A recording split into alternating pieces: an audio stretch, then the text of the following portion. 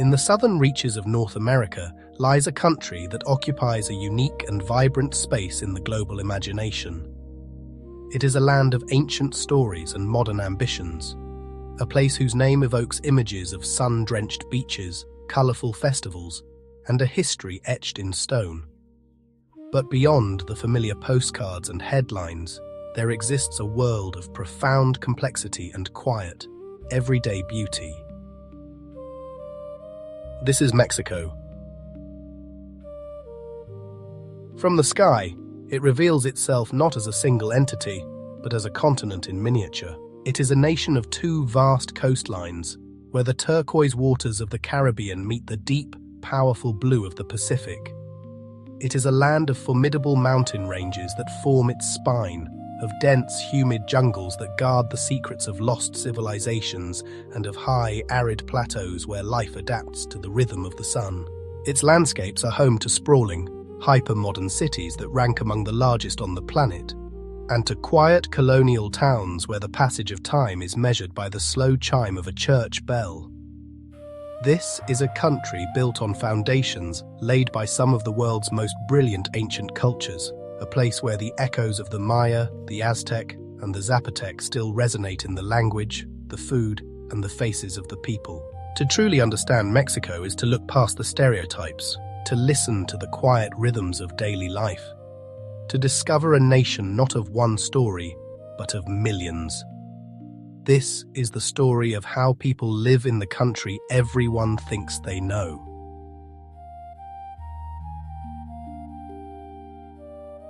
To understand life in Mexico, you must first understand the land itself. The land dictates everything. Mexico is not one environment. It is at least a dozen, compressed into a single nation, and each one produces a completely different way of living. Start in the center. Mexico City sits in the Valley of Mexico, an elevated basin ringed by mountains and volcanoes at over 2,200 meters above sea level. The air is thin here.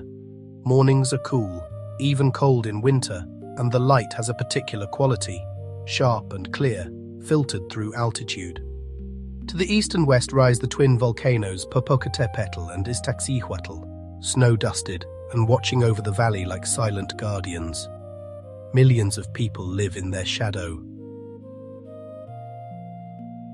This was once a lake, Tenochtitlan, the Aztec capital, and the city still sinks slowly into the soft lake bed beneath it.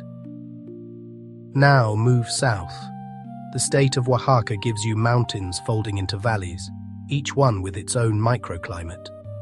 Pine forests at altitude, dry cactus-studded hillsides lower down. The heat builds as you descend toward the Pacific coast, where places like Puerto Escondido face the open ocean and life is lived at the pace of the tides. Cross to the east and you enter the Yucatán Peninsula, a flat limestone shelf jutting into the Caribbean Sea. There are almost no surface rivers here. The water runs underground, through vast cave systems and cenotes, natural sinkholes filled with turquoise freshwater that the Maya considered sacred portals to the underworld. The jungle is low and dense. The humidity wraps around you like a blanket. Mérida, the peninsula's cultural capital, bakes in the dry season and floods spectacularly in the wet. Head north, and you find the Sonoran Desert stretching across the border with the United States, a landscape of saguaro cacti, searing heat, and vast empty highways. Further west, Baja California is a long finger of mountains and desert flanked by two seas. The Pacific on one side, the Sea of Cortez on the other. Deep in the northwest, the Copper Canyon in Chihuahua is a system of gorges larger and deeper than the Grand Canyon, where the Rarámuri people have lived for centuries in near total isolation. In the far south, Chiapas gives you cloud forests and the Lacandon jungle, where mist hangs in the trees at dawn and howler monkeys announce the sunrise with a roar you can feel in your chest. Mexico has over 9,000 kilometers of coastline, 58,000 species of plants and animals found nowhere else on Earth. And wrapped around all of this is the climate. Not a single climate, but a spectrum. Some Mexicans have never felt snow. Others live in towns where it freezes every winter. To live here is to constantly negotiate with the environment, and the environment always has the last word.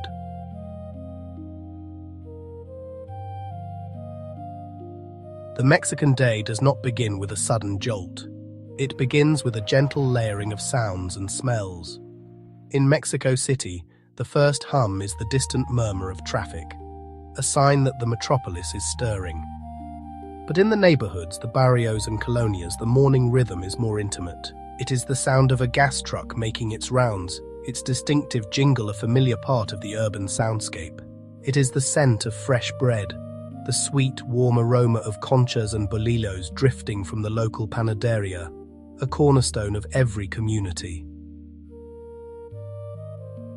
In Monterrey, the industrial powerhouse of the north, the workday starts at 8, sharp, efficient, businesslike. Offices fill, factories hum. The northern states operate on a clock that would feel familiar to anyone from the United States or Europe. But in San Cristobal de las Casas, high in the Chiapas highlands, the morning unfolds differently. Mist lingers in the cobblestone streets until mid-morning. Women from surrounding Tzotzil Maya communities walk to the market in traditional huipiles, embroidered blouses whose stitching patterns identify which village they come from. They carry children on their backs and baskets on their heads. The sun burns through slowly. No one is in a hurry. The Mexican day is structured around meals, and the most important meal, the anchor, is the comida, the large midday meal eaten between 2 and 4 in the afternoon. In Guadalajara, you might sit down to a torta ahogada, a pork sandwich drowned in spicy tomato sauce, at a plastic table on a busy sidewalk. In Merida, the comida might be cochinita pibil slow-roasted in banana leaves, served in a courtyard under a ceiling fan. This meal is not just about food. It is a pause, a reset. The heat of the day peaks and the country briefly slows. Evenings belong to the paseo. In plazas across the country, the Zócalo of Puebla, the main square of Guanajuato, the Malecón of La Paz, families emerge as the temperature drops. Children run, couples walk arm in arm. Elderly men sit on benches and watch the world go by. Street vendors sell elotes slathered in mayonnaise and chili powder, or churros dusted in cinnamon sugar. The day does not end with a screen. It ends with a walk, a conversation, a slow unwinding in the cool night air.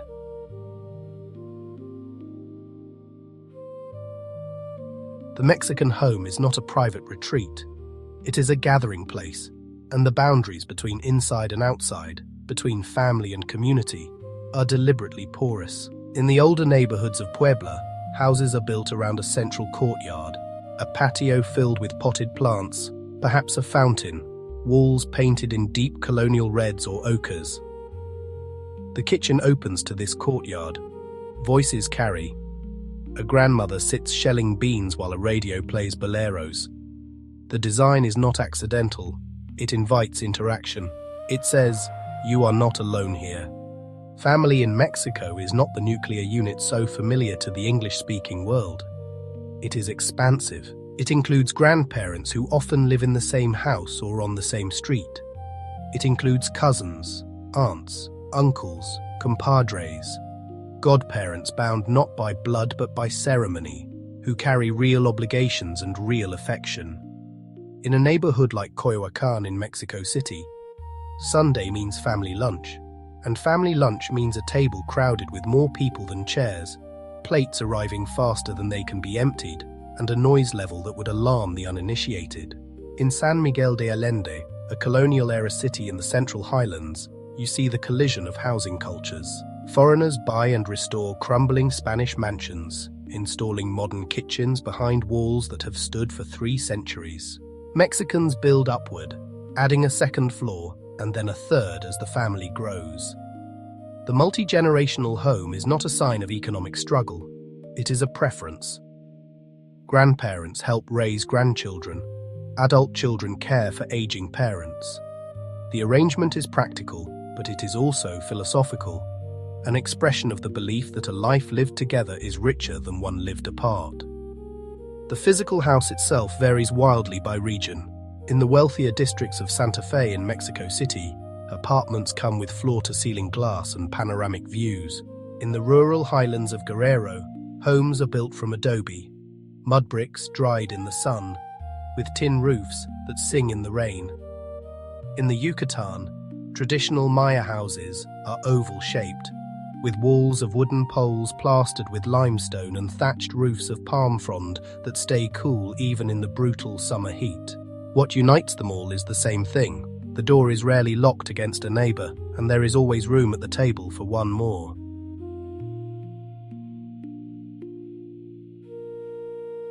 There are countries where food is fuel, and there are countries where food is identity. Mexico belongs emphatically to the second category. UNESCO has recognized Mexican cuisine as an intangible cultural heritage of humanity, not because it tastes good, but because it represents an unbroken chain of knowledge stretching back thousands of years. To understand Mexican food, begin in Oaxaca. The Central de Abastos market is a cathedral of ingredients. Stalls overflow with dried chilies, guajillo, pasilla, ancho, chipotle, each with its own architecture of heat and flavor. Mountains of corn in colors you did not know. Corn came in, deep purple, blue-black, creamy white.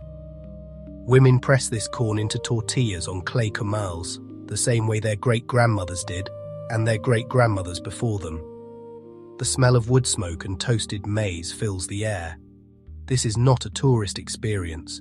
It is Tuesday morning, and people are shopping for dinner. Now, travel north to Puebla, where mole poblano was born, a source of over 20 ingredients including chocolate, chilies, nuts, and spices, simmered for hours until it becomes something dark, complex, and almost impossibly rich. It is served over turkey or chicken, and it is the dish brought out for weddings, baptisms, and days when simply being alive feels worth celebrating. In the Yucatán, the food tells a different story. Maya, Caribbean, and Lebanese influences layered like geological strata. The signature dish is cochinita pibil, pork marinated in sour orange juice and achiote, wrapped in banana leaves and buried in an underground pit oven. The result is meat so tender, it falls apart at the touch of a fork, infused with smoke and citrus and the earthy depth of the annatto seed. In Mexico City, you can eat street food for every meal and never repeat yourself. Tacos al pastor, pork sliced from a vertical spit, topped with pineapple, served on tiny corn tortillas, are the city's unofficial dish, brought by Lebanese immigrants and transformed into something entirely Mexican.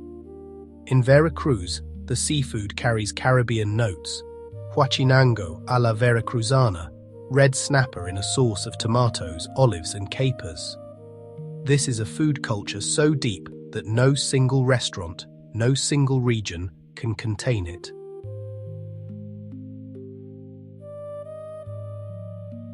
Mexico has the 15th largest economy in the world. It is a manufacturing giant, an oil producer, a growing tech hub, and a nation of entrepreneurs. But to generalize about the Mexican economy is to miss the reality on the ground. How you work depends entirely on where you work. In Monterrey, the industrial capital of the north, the economy runs on factories and finance.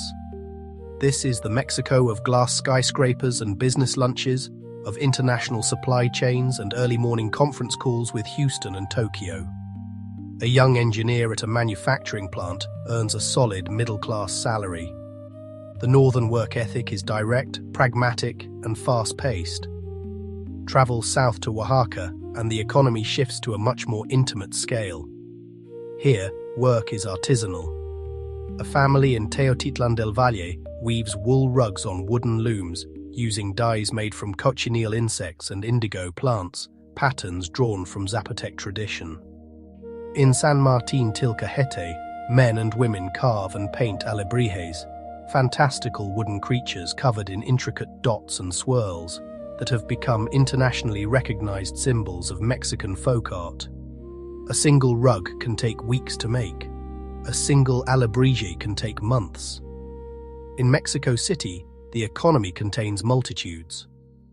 The financial district of Reforma is all suits and briefcases, the same rhythms you would find in Manhattan or London. But step onto any street and you enter the informal economy, which employs more than half the country. Street vendors sell umbrellas the moment it starts to rain. Men with pushcarts offer to sharpen knives. Women set up griddles on corners and sell quesadillas to office workers. The informal economy is not a shadow market. It is the visible, vibrant engine of daily life. In the tourist zones, Cancun, Playa del Carmen, Los Cabos, the economy runs on hospitality. Resorts employ thousands: waiters, cleaners, tour guides, dive instructors. The work is seasonal, the pay modest, the tips essential. Meanwhile, in Guadalajara, a new generation is building a tech ecosystem, startups, innovation hubs, a creative economy that increasingly competes with the traditional manufacturing model. The minimum wage in Mexico is low by international standards. The cost of living is also lower, but that equation does not balance evenly for everyone. Both truths exist, side by side, and any honest portrait of life here must hold them both.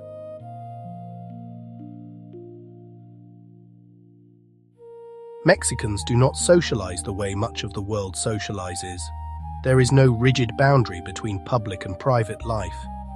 Celebration is not an occasional event. It is woven into the texture of the week, the month, the year. The plaza is the stage. In every town and city, the central square, the Zócalo, functions as the community's living room. In Veracruz, on a Friday evening, the plaza fills with dancers. The music is danzón, a slow, elegant Cuban-derived style, and the dancers are mostly elderly couples who have been dancing together for 40 years. Young people watch from the edges, drinking beer, absorbing tradition even when they think they are ignoring it.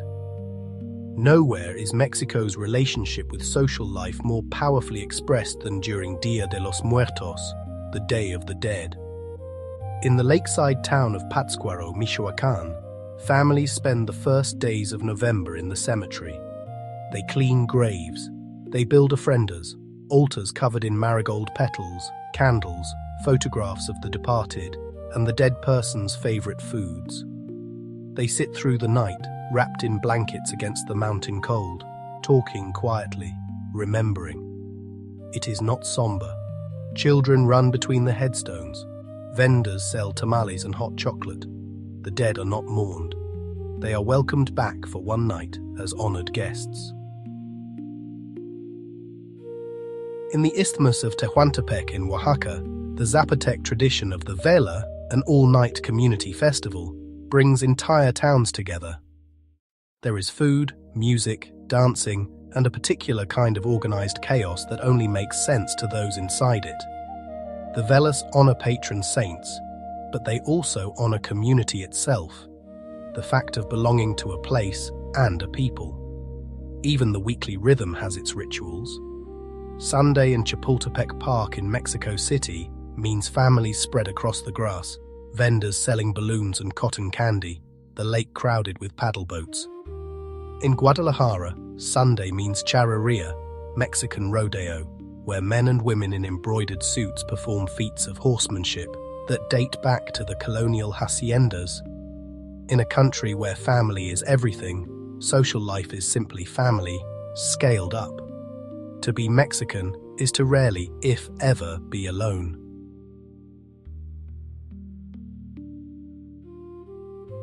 No honest portrait of life anywhere avoids the shadows.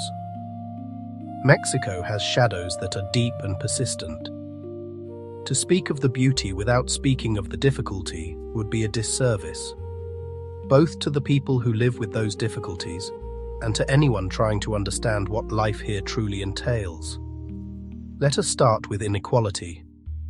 Mexico is a country where you can find a penthouse apartment in Polanco, Mexico City, listed for $5 million, and less than an hour's drive away, in the sprawling municipality of Ecatepec, Families live in unfinished concrete block homes without reliable water. The gap between rich and poor is not just economic, it is spatial, it is visible. It shapes everything from education to healthcare, to the simple question of how safe you feel walking home at night. Violence is the challenge that dominates international headlines. Drug cartels operate with impunity in parts of the country. Guerrero, Michoacán, Tamaulipas. The violence is not random. It is targeted and territorial, but its shadow reaches far. In cities like Tijuana, the murder rate is among the highest in the world. In Guanajuato, once the jewel of the colonial heartland, cartel violence has reshaped daily life. Journalists are killed for reporting. Local politicians are assassinated. For millions of Mexicans, safety is not an abstract concern. It is a calculation made every time they leave the house. Then there is the quieter violence of poverty. In the highlands of Chiapas, where the Maya population has been marginalized since the Spanish conquest, children still suffer from malnutrition at rates that belong to a different century. Access to clean water, to decent schools, to basic healthcare remains uneven. The Constitution guarantees universal healthcare, but the reality on the ground, in a rural clinic with no doctor and no medicine, tells a different story. Corruption runs through the system like a crack through a wall. Sometimes it is a police officer who pulls you over and suggests a fine be paid in cash on the spot. Sometimes it is a government contract awarded to a cousin. The cumulative effect is a low-grade erosion of trust in institutions, in each other, in the idea that playing by the rules leads to a fair outcome. And yet, Mexico does not collapse. It endures. People adapt. They build community where the state is absent. They look after each other. The challenges are real. They are also not the whole story. The mistake outsiders make is reducing Mexico to its problems. The Mexicans who live here every day do not make that mistake. They hold both truths, the beauty and the brokenness, in a kind of tense equilibrium, and they get on with the business of living.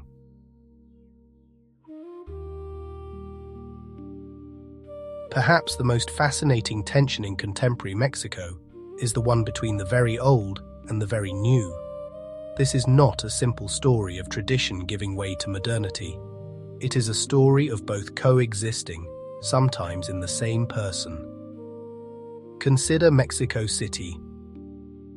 The financial district of Santa Fe is a skyline of glass towers, home to Microsoft, to banks, to multinational corporations. Young professionals in open-plan offices make video calls and manage spreadsheets. They eat sushi for lunch. They take ride shares home. At first glance, this is the Mexico of the globalized 21st century, indistinguishable from any other world capital. Now travel 6 hours southeast to San Cristobal de las Casas. Here, in the highlands of Chiapas, Maya women walk to market wearing the same style of clothing their ancestors wore 500 years ago. They speak tzotzil or tzeltal before they speak Spanish. They practice forms of communal governance that predate the arrival of Europeans. In some villages, decisions are still made by a council of elders through consensus, a system recognizable to their pre-Columbian ancestors. But look closer at both places. The Maya woman in San Cristobal carries a smartphone. She uses it to send money, to coordinate with her weaving cooperative, to post photos of her textiles on Instagram. And the young professional in Santa Fe, for all her cosmopolitanism, goes home to her parents' house every Sunday for comida. She sets up an ofrenda for her grandmother on Dia de los Muertos. She crosses herself when she passes a church. The past is not a museum piece here. It is alive, and it lives inside people. In the Yucatán, this fusion is everywhere. A Maya farmer may consult a shaman, a hamen, for a traditional healing ceremony, and then drive his pickup truck to a modern clinic in Mérida for antibiotics. The two systems of knowledge do not compete. They coexist. In Monterrey, A tech entrepreneur builds a startup by day and sings corridos, traditional narrative ballads, with his family by night. In Guadalajara, a university student studying robotics takes weekend trips to the town of Tequila to learn how his grandfather distilled agave. This is not nostalgia, it is continuity. Mexico is not a country that broke with its past. It is a country that carries its past forward in everything it does.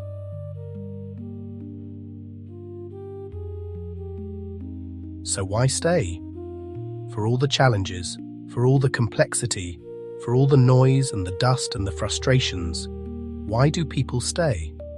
Why do Mexicans who could live anywhere choose to remain? And why do foreigners who arrive as visitors, intending to stay for 6 months, find themselves still here 10 years later? The answer, in part, is warmth, not just the climate, though the climate certainly helps. It is the warmth of people who will invite a stranger to their table without hesitation. It is the warmth of a culture that values connection over efficiency, presence over productivity, relationship over transaction. In a town like Todos Santos in Baja California Sur, where artists and surfers and retirees have made their homes alongside Mexican families who have been there for generations, you hear the same thing again and again. I came for the weather, and I stayed for the people. Another part of the answer is resilience. There is something profoundly compelling about living in a place that refuses to be defeated by earthquakes, by economic turmoil, by violence, by centuries of outside powers telling it what to be. Mexico absorbs. Mexico adapts. When the great earthquake of 2017 collapsed buildings across Mexico City, ordinary citizens formed human chains to clear rubble before the government arrived. When the pandemic hit, neighborhood networks of mutual aid sprang up overnight. There is a muscle of resilience here that has been exercised for 500 years. It is strong. And then there is beauty. The kind of beauty that has nothing to do with postcards. It is the light over the Zocalo in Mexico City at dusk, when the street lamps flicker on and the cathedral glows amber. It is the sound of a marimba drifting across the plaza on a Veracruz evening. It is the taste of a mango bought from the back of a pickup truck in Guerrero, still warm from the tree. It is the sight of the monarch butterflies arriving in the forests of Michoacán by the million orange wings, turning the trees into something that looks like stained glass. People stay because Mexico gets under your skin. It frustrates you, it exhausts you, it makes you wait in lines that seem to have no purpose and follow rules that seem to have no logic. And then, just when you are ready to leave, it gives you a moment. A conversation on a rooftop, a meal at a street stall, a sunset seen from a hilltop in Guanajuato, and you realize you are exactly where you want to be.